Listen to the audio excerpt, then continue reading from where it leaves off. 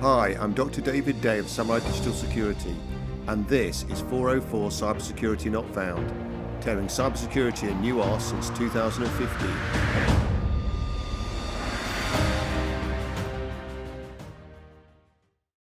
Hello everyone, we've got another episode for you today. It's a slightly different one as we don't have Dr. David Day with us, but we do have Mr. Luke Hill, one of our best and brightest with us. Luke, intro yourself. Hello, sir. Hello, mate. Yeah, I'm another one of the Samurai team.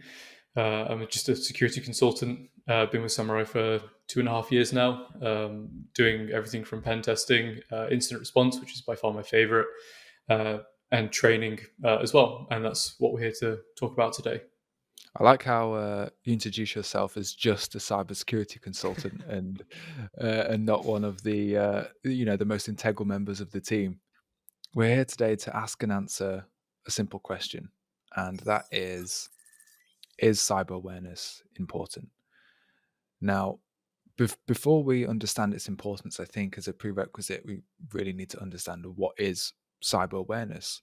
So, Luke, can you give us a high-level introduction, please? So I think it probably means slightly different things to everybody, but personally for me, it just means that people understand the risks that are out there online to their devices and data, and really about the implications that that can have on them and their organization, if it's or anybody else as well, right? If people look after data that is relevant to other people, if they process PII for their company, but it's individuals PII, then that could have a massively detrimental effect to those people as well. So understanding what it is, the consequences it can have, and then crucially giving them the tools and knowledge to protect themselves, to detect when something isn't the way it should be, and then what to do once they've made that detection, and then just general best practice as well about how they can prevent even getting in that situation in the first place. So yeah, it sounds quite easy, but there is quite a lot to it if once you start drilling down. Okay, so what's included in cyber awareness training? At its core, I think it really falls down to just a few core areas. So a lot of it is going to focus on phishing and other social engineering attacks, because that's that's the most prevalent type of attack that organizations and individuals are going to face. Then how to keep devices secure as well. So whether that is a personal device or a device that's owned by an organization, covering laptops, workstations, mobile devices, Chromebooks, everything around there is really, it's got to be holistic, the security. You can't just know how to protect a laptop and then not understand the threats that you might face on your iPhone, for example. Passwords as well. So we all use passwords every day, but passwords are not a particularly good way of actually authenticating to services and devices. So really, we need to make sure that we are teaming that up with something that's a little bit more robust, like using multi-factor authentication. We need to make sure that users have got the ability to create passwords securely, manage passwords securely, and use passwords securely. So really, because there are so many inherent issues with them. So we just need to make sure that people don't fall victim to like credential reuse as well. So, and that's something that can affect organizations from people in their personal life as well. So if somebody in their personal life uses the same password for their personal Gmail as they use for their corporate Gmail, well, if that password's compromised in their personal account, then it's quite easy for an attacker to see that and then just attempt to use the same password for their corporate account as well. And then that's it, they're in, and then it's now the organization's problem as well. So really, it's a holistic risk reduction, because it's very possible that risks on people's personal lives can also bleed into that corporate environment, which is something that is obviously not ideal for those business risk owners. And then finally, reporting incidents as well. So really giving people the tools to identify an incident. If something is wrong, then speak up, say it, and giving them an idea of, okay, what isn't normal behavior? If somebody is acting strange or they receive an email that is too good to be true, well, how do they identify that? And then also, what do they do once they've made that identification? Who do they report it to? What do they need to include with that report and also just making sure that people do it, because all of these people, we all have a set of eyes all around the organization. So we need to make sure that if anybody spots anything, then it's reported to a centralized point, and then those people in the IT team or security team can take the necessary steps to eradicate that risk or reduce it as much as possible across the business. So when you're talking about being able to handle a phishing email effectively, or even being able to spot one, I think it's important to note that this kind of thing wouldn't happen, or at least the likelihood of it happening would be greatly reduced if they'd had the training to spot these things in the first place. Yeah, absolutely. I mean, a lot of the time in hacks, we see a lot. So a lot of the incident response we turn up to, the incidents are entirely preventable.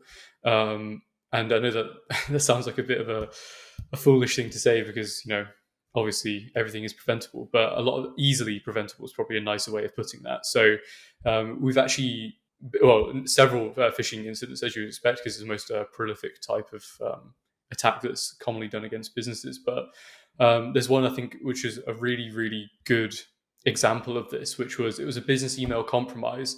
The company that had been targeted, their domain had a hyphen in the middle of their name. So it was 2 words for the name, and there was a hyphen in the middle of it. So this started with phishing, and an account password was given out then. They didn't have multi-factor authentication on their Microsoft 365 environment. So another top tip, please MFA all of the things. But apart from that, so the attacker had actually got in. They'd gotten into somebody's account, but she actually didn't work in the sales department. She worked as a business coordinator and also part-time in HR as well. So her email inbox was a treasure trove of everything from people's CVs to bank details, when people have changed their employees have changed their bank details, and that they want that to be paid, obviously.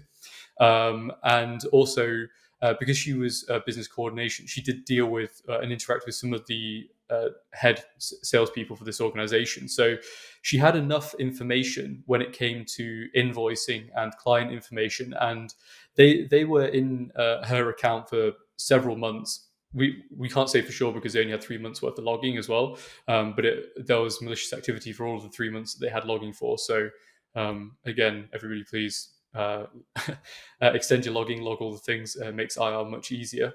But for those 3 months, we could see that the attacker had sat in her inbox and was just understanding the usual way that data flows, like when invoices are raised, when they're paid, which organizations raise the largest invoices that they could see. So, if you're going to target 1 or 2 people, you really want to be going after those big invoices. And the attacker sat in this inbox patiently and just waiting until the correct one came through. They pounced, and it was the classic, "Oh, our bank details have changed. Could you please transfer the payment into this other bank account? Yeah, we're really sorry, it's done on ad hoc. It's just that it's only just happened, and we'd like to get all the payments into this." They span a really good narrative. It was very good.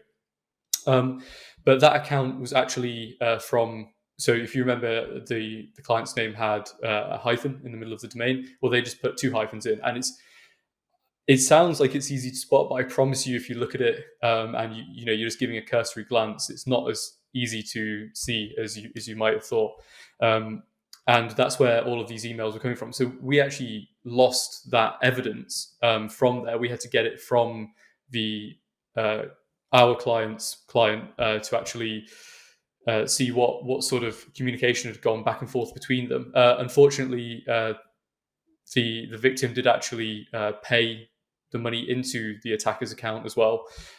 It was recovered after a couple of weeks, so that was a nice ending to that. But it was for several £100,000, and it could have gone significantly worse. I mean, in a supplier, so our client supplier, that's who paid the money. If they are, the whole relationship can actually break down from there. So if somebody's saying, "I've paid that money," because they have paid it, but then the person receiving the money say, "Well, I've not received anything," it just completely destroys a business relationship between two. But the takeaway in terms of cyber awareness for this is that the organization didn't undertake regular phishing assessments. They didn't have any cyber awareness training, and if that had been the case, then it could have been possible that they could have actually spotted this earlier, and then the whole, it wouldn't have gone as far as it did. And if anybody that's ever had to buy incident response services, I'm sure we'll be able to tell you just how expensive it can be. The day rate for incident response is significantly higher than the day rate to get a professional to come and do cyber awareness training. So often preventative measures can be significantly more cost effective than the reactive measures that you have to take off the back of an incident. So even from a financial standpoint, it makes a lot of sense. And all that downtime and hassle and other resources, it really does make a lot of sense to get protected up front and then not have to suffer the consequences and from that. I think, if users aren't trained, you really can't expect them to be able to defend against something.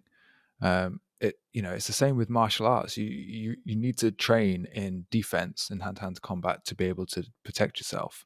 I don't know about you, Luke, but I often see quite a lot of cognitive dissonance between people understanding that cyber attacks are important and that you need to have protections as a business, but at the same time also believing that, well, it's not my problem, or even a better one that we see is, well, it won't happen to me. So how do you think cyber awareness can address that problem? Yeah, well, I mean, it is just about shared responsibility. I mean, that's if everybody feels personally responsible for security within the organization, it's going to make things significantly easier. And I think it's about standardization as well. So, as you say, if people can't recognize what is right or wrong, then that can be, and it is a gray area. Everybody thinks differently about it. So, I mean, Brad, I know you and we don't have any kids, but would you allow one of your children to use your corporate laptop? No, probably not. No, and I wouldn't either. I'd hope that we would know better, but a lot of that does happen, and people just think, well, I've been given this laptop, then it's mine, which is, it's a fair assumption to make, I suppose, but it's not your laptop, and it needs to be treated with respect, because the data that's on there and the access into systems that has is significantly more than people realize sometimes. And also about the value of data as well, right? There is such an immense value in terms of data, and also operational cost as well. So, if something does go wrong and an organization gets ransomware, another classic example, for large organizations, that can be hundreds of thousands of pounds a day in damages. And, people need to realize that really the costs can be that high. So you just need to understand that's what's at stake, and then adjust your actions accordingly, I think is quite important. And it does happen to everybody as well. I think, I don't know, this is maybe a subject for a different podcast, but I think especially when it comes to like phishing, so those organizations that have phishing simulations, which is brilliant to do, absolutely, we supply them. It's something that we wholeheartedly recommend that people do, or people that fall victim to real phishing or social engineering attacks. There's a lot of victim shaming that goes on. Like people, you clicked on that link, you submitted your password, therefore you are stupid. And that's not entirely true. Well, it's not true at all, in my opinion. These things are set out to deceive you. And that, some attackers go to great lengths to ensure that their emails or phone calls or text messages, whatever it might be, are as convincing as possible. So if people don't think it can happen to them because they're too smart, they work in InfoSec, they know what they're doing, this, that, and the other, well, it just takes, an off day. You might be really tired. Your head might be in another place. You might be stressed. This, that, and the other. There's a multitude of reasons why people get caught out. Even the greats can fall. So just really, just take it seriously all the time, because you can get caught out no matter who you are. So it will happen. Eventually, it will happen to all of us, I'm sure. The preventative measures that you can put in place are far more effective than the reactive ones. 100%. Take a couple of minutes to run us through what a typical syllabus of cyber awareness training would look like. So it can be heavily dependent on the organization if they want it to be. From my perspective, when I'm delivering this training, I like to include 5 5 core areas really that I think are really beneficial to everybody. So try and make it a bit simple, and then we can incorporate the organization's policy stance and anything else that they want to do. If they have specific systems or whatever that people need training on, we can help with that as well. But the 5 key areas really are just around like social engineering, device security, reporting incidents, malware, and then passwords as well. So I'll start with the big one, social engineering. So we've already talked a lot about phishing, which everybody should be familiar, especially if you're listening to this podcast. I'm sure you're pretty familiar with phishing. But there's lots of other guises around that as well, right? So there's emails designed to steal your passwords. There's emails that have malware attached to them, and that can come in the form of like macro-enabled Word documents, Excel documents, PowerPoint documents, all that sort of stuff. But also, scripts that are attached with that. I read yesterday a Microsoft article that was they were on about people were using Morse code in phishing emails to actually evade detection, and then just using that as a decode function for the JavaScript. It was incredible, super clever and super cool. But I mean, this is, and that goes back to just the previous point, right? If you think you're too good to get caught out, I don't know, people put a lot of effort into this stuff, so just think about it. But I mean, phishing is quite a well-trodden path, and we'll take people through like how do you actually spot a phishing email? What are the telltale signs for phishing emails, and also the landing pages, like the website you go to as well, right? I mean, I think there's a lot of outdated advice around if you see the padlock symbol in the URL bar, then it's a site that can be trusted, stuff like that. That a lot of people believe because that was what was told to them for a long, long time, but really that doesn't stack up or hasn't stacked up for a very long time now with the advent of like Let's Encrypt. You can get a free certificate, so literally anybody can have HTTPS now. So advice around that, just clearing up some of the myths as well around phishing, and really what to look out for. Again, and macro enabled Word documents as well, so like very, very prominent, underpin some massive malware and ransomware campaigns such as like Emotet. When I used to work in the SOC, it was daily occurrences that we used to get macro-enabled Office documents come through with Emotet attached. They are just all the time just bombarding people. But a lot of people might not realize that is a legitimate attack vector. They might not have seen that. When we do phishing simulations, we have a few documents that utilize fake droppers, if you like, to just to pop up on people's screen and then go, oh, you've been involved in a phishing campaign. Did you know this, that, and the other? And it will just rip some information from their computer, like the computer name, who was logged in, that sort of stuff. It's perfectly benign, but a lot of people haven't seen that that's what macros can do. They just think that, oh, I just use it to automate some of my Excel stuff. They don't realize that it could be used to download and install malware potentially if the system hasn't been hardened correctly. So really, that is just about awareness where people might not have seen stuff. Then some other like social engineering vectors as well. So when we talk about smishing, which is phishing via SMS, WhatsApp as well, much more common now than it ever was. I think when new technologies come into play, attackers are always looking for, okay, what's another way in which I can get into people? Again, like WhatsApp, a lot of people are being told in that advertising heavily at the moment, it's encrypted, it's secure. But that doesn't mean that you can't receive phishing or malware through it. When Mohammed bin Salman, who's the Crown Prince of Saudi Arabia, allegedly sent malware to Jeff Bezos and then hacked his phone from there. You have to say allegedly. I mean, the IR team said that it was true, but allegedly.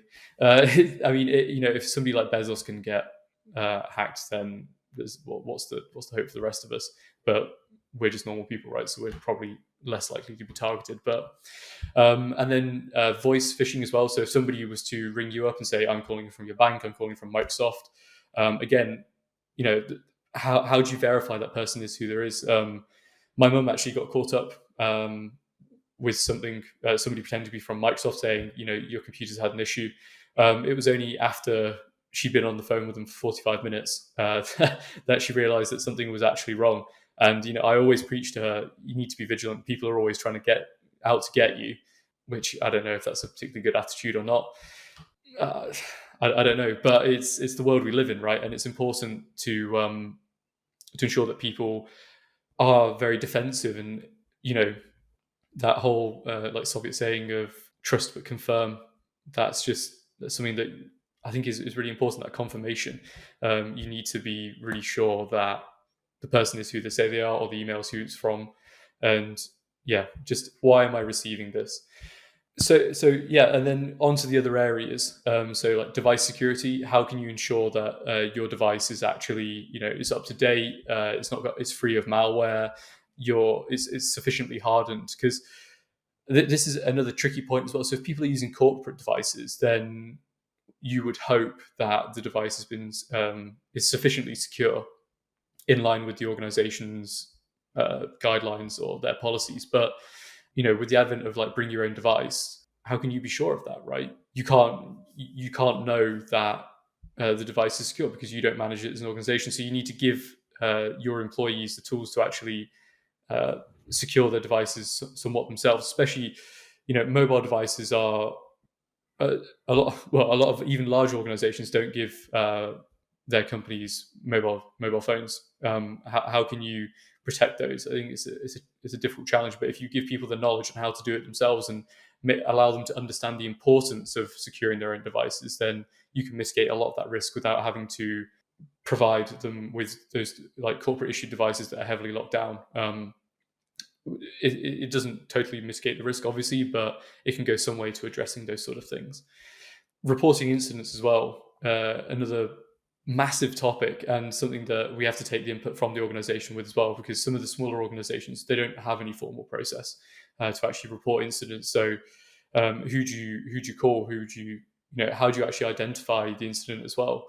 Really, for me, and I think it's quite an easy way of doing it, it's just saying, like, if you see something, say something. That's pretty much it. If you notice that somebody in the office that you don't recognize is acting suspicious, well, go over there, question them. Who are you? What are you here to do?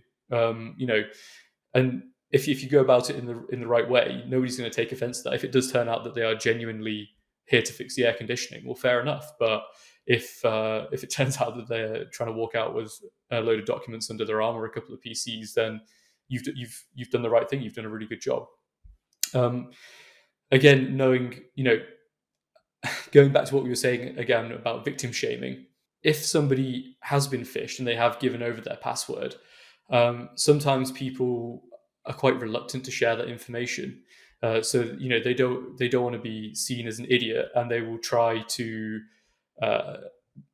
just cover themselves, really. So they won't want to report it to you straight away, which is obviously be the best thing to do, so you can get a team of people to try and remediate the situation, rather than somebody that might not be trained in information security trying to remediate it themselves. So instead of them just trying to sort it out because they're worried they're going to get in trouble in some organizations, especially if it's not their first offense, if it's happened a couple of times, and that they've been given a warning of, if you do this again, you're going to get fired, that sort of thing, then obviously they're not going to tell you. They're just going to let the incident ride out. So it's like a toddler, right? Did you rate this? No. Okay. That's exactly how they act. If there's that much on the line, people won't report it. So give them the understanding of what to report, when to report it, encourage them to report incidents as well. It's so crucial. Even the world's best SOC teams don't have eyes on absolutely everything. It's impossible, and also very expensive to get eyes on absolutely everything, to get a sensor on every single endpoint, to get holistic visibility of your entire corporate network. It's very expensive, but you've got an entire workforce of eyes out there that can do the jobs that some of these other systems can do as well, as a perfect supplement. Not a replacement, but you know what I mean from there. So yeah, and then just talking about malware as well, kind of touched on that in some of the other areas, but just informing people, if it's their own device, not to install applications that they don't know where it's from. We talked about word macros and how malware can come through there, from phishing.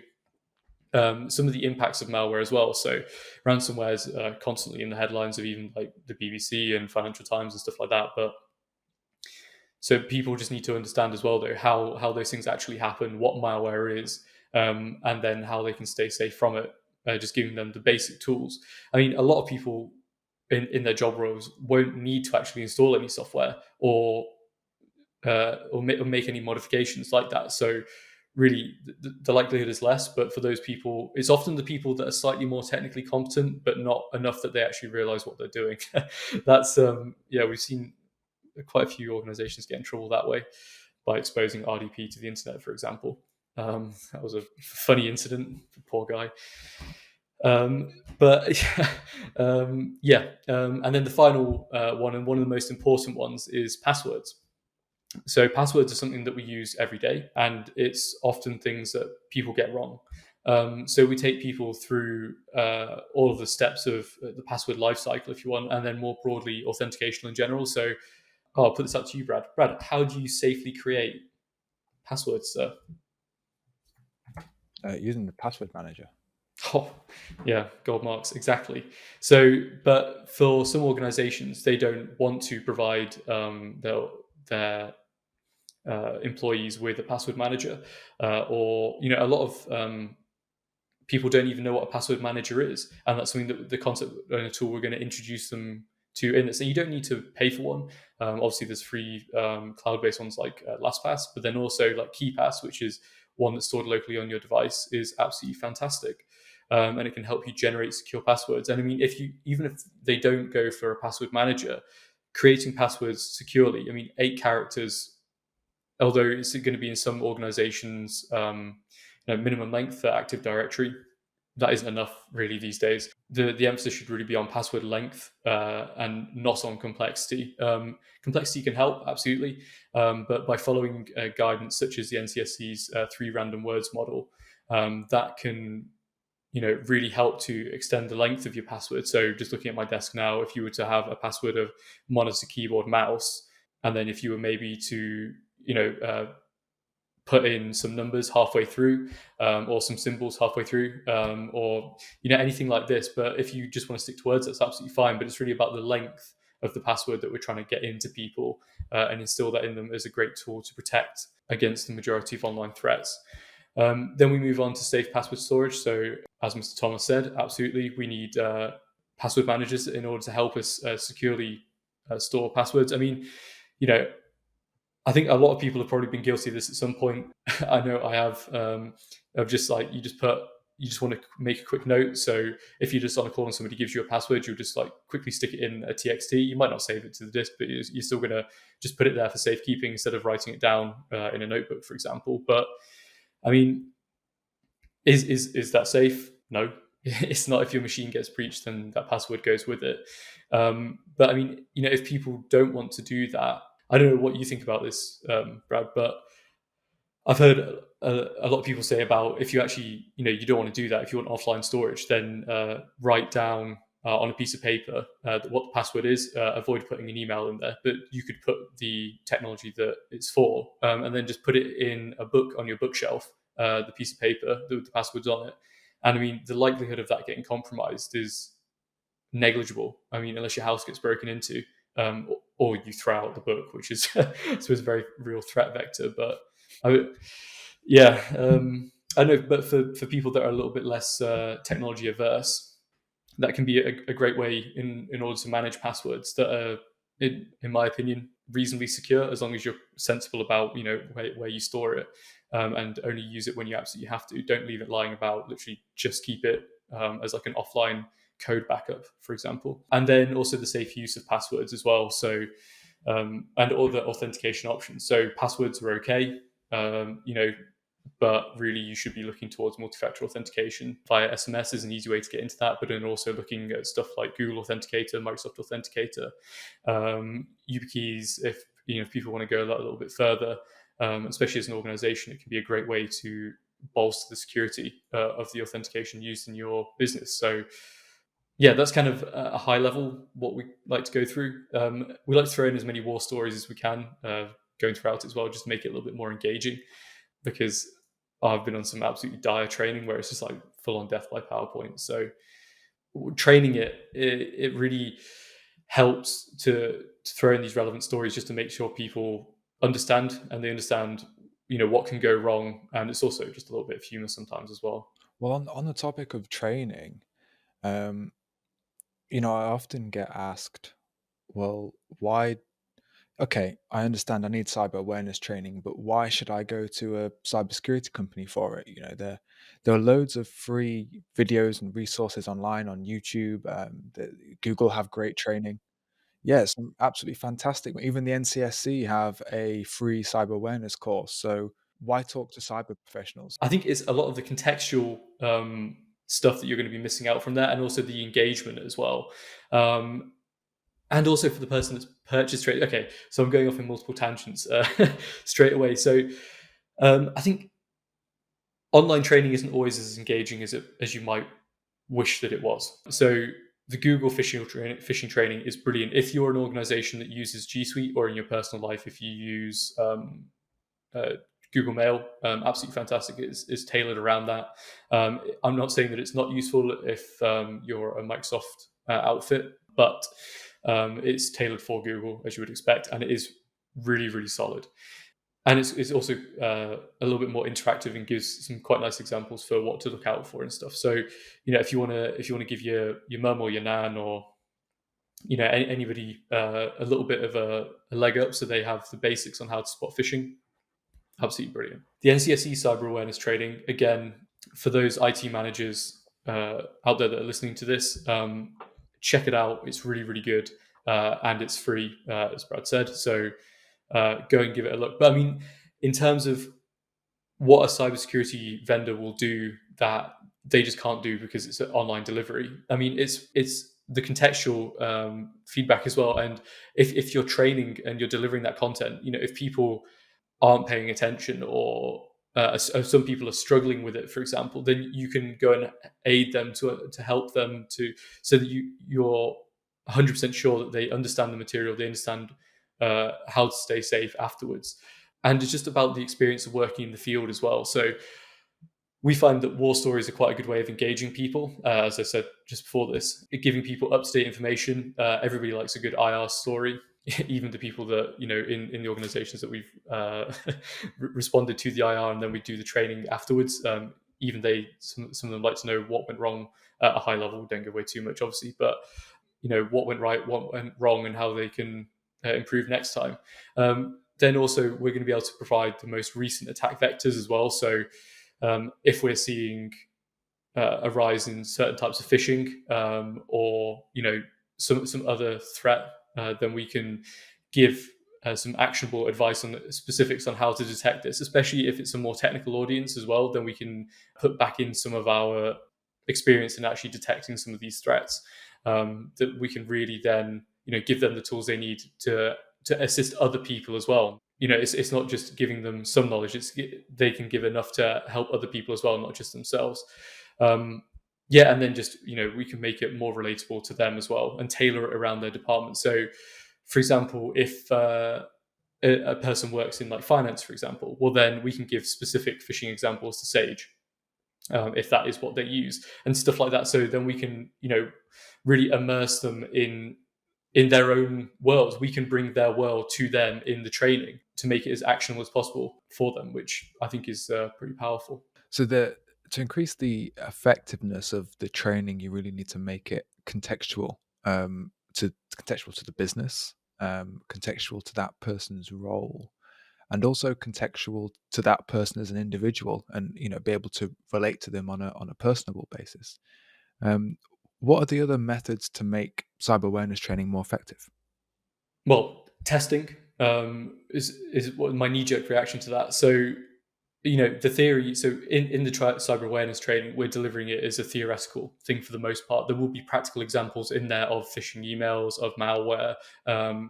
Allowing people to see really how this stuff works, and how they will interact with it, or hopefully not interact with it. Sorry, as the victim or potential victim. But really, it's about continuous development.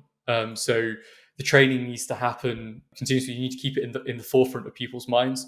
Then once you've done the training, you need to ascertain the efficacy of that training, right? So what we like to do initially will be like a benchmarking process. So when the organization comes to us, then we can benchmark the awareness of their employees. That could be so if we're focusing on phishing, for example, that could be through phishing simulations.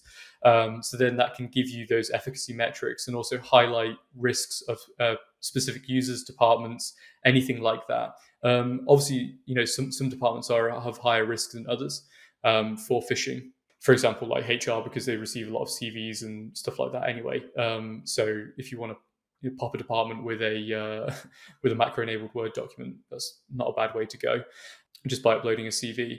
With that benchmarking process, you can see the progress that the organization actually makes. So then you can do your first get the metrics, do the first lot of training, then do a quiz at the end of that to ensure that everybody has understood the training. Obviously, if it's if we're delivering it as a trainer, then you can see if people are struggling or not. So that can help you understand as the trainer if people are understanding it in the way that you're explaining it, or you need to adjust your approach to make sure that it works for them.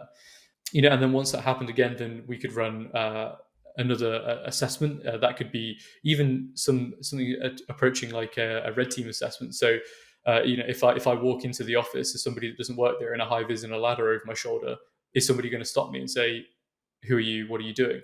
And that all of this stuff needs to be fed into the cyber awareness training, and that will give you a really good actionable idea of, okay, is what we're doing working, or do we need to adjust our approach and then do more training or single out some people that are particularly of high risk because they might not be clicking with it, they're technology adverse, or just because of the role they do as well. Those at the top of the organization are often the ones that are going to be most targeted, but unfortunately are the most time poor.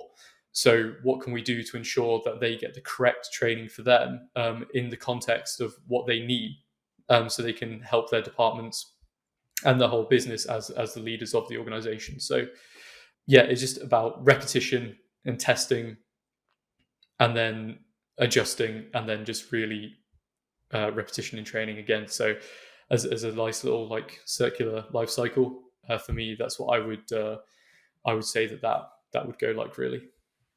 I mean, in my head, there's two different sides to this. There's the cyber awareness training for businesses and for individuals, but there's also cyber awareness training as a society, for the masses.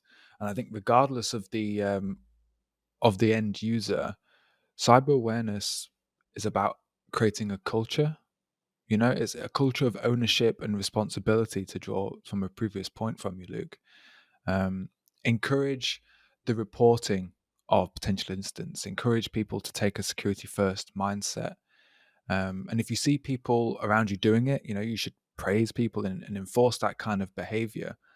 But just to cast my mind back, in the 1950s, when seatbelts were first incorporated, it took a long time for people to listen to that advice. And for me, looking back now, I'm thinking, wow, people must have been really stupid.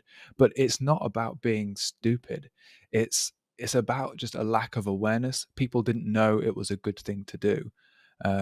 Often, when people did realize it was you should do it, many people may have said, well, I've never had a crash. It won't happen to me. And that draws similarities from a cyber perspective as well. But I've never had a breach, it'll never happen to. It's a similar kind of narrative of that cognitive dissonance. Yes, and it's important, but it won't happen to me. And if it was happening in the 1950s and it's happening today, it's almost in human nature to not listen to this kind of smart advice. And in the case of the seatbelt adoption, it took years of mass education, TV campaigns, billboards. They were teaching kids in school, all the way through to enforcing it by law through the police. And I'm a believer that the same approach needs to be taken for cyber awareness training. I think there needs to be mass campaigns for best practice and for cyber awareness. People need to be taught from a young age, and also for people at our age and above, it needs to be involved in continuous development programs. Like, at the forefront of your mind, in the exact same way you just put a seatbelt on in the car when you make a new account, use a password manager and enable 2FA. So, if you were to take anything away from this podcast, it's take ownership of your own training, learn about cyber awareness, and take it into your own hands, because ultimately you're responsible for your own data. And in this day and age, you're also responsible for a lot of other people's data too. I think on that note then, let's end it here. Thanks for listening, everyone. Appreciate your time. Luke, thanks for joining me today, sir. It's been really great listening to you. Hopefully have you back on again soon. This podcast was brought to you by Samurai Digital Security, purveyors of cybersecurity solutions. Find us at samuraisecurity.co.uk and follow us on LinkedIn, Twitter and Facebook. Samurai Security, tearing cybersecurity a new R since 2015.